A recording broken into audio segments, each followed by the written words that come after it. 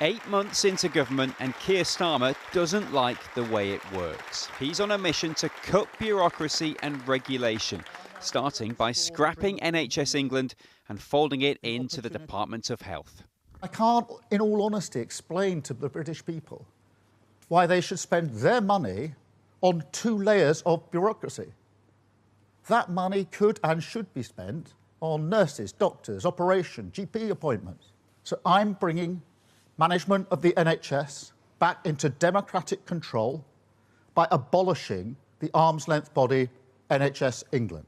We didn't hear anything about abolishing NHS England in your manifesto.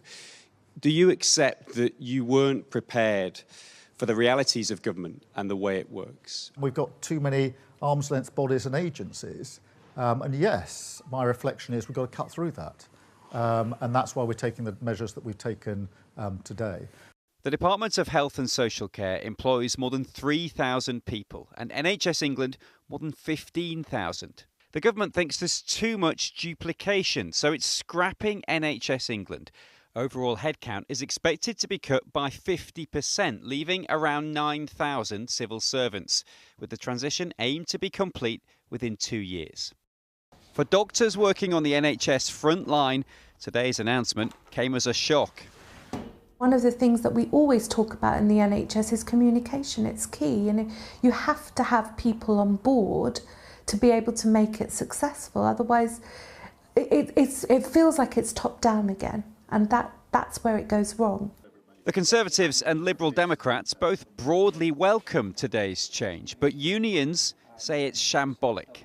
What staff working in the NHS desperately want to see, as do patients and the public, is a concrete plan for how we'll get the 7 million waiting list turned around, how we'll fill 100,000 vacancies in staffing, and what the first steps in that are. I think the danger here for the government is they're going to get bogged down in a reorganisation of central bodies, will take too long and eat up too much time and attention.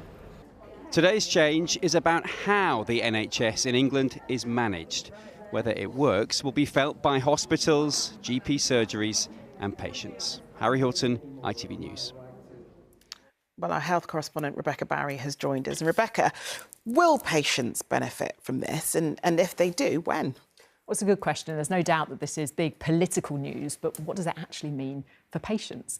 NHS England was set up back in 2012 under the coalition government to create a sort of arm's-length body that was operationally independent from politicians. But a recent review of the health service described that top-down reorganisation as disastrous. It said it was a calamity.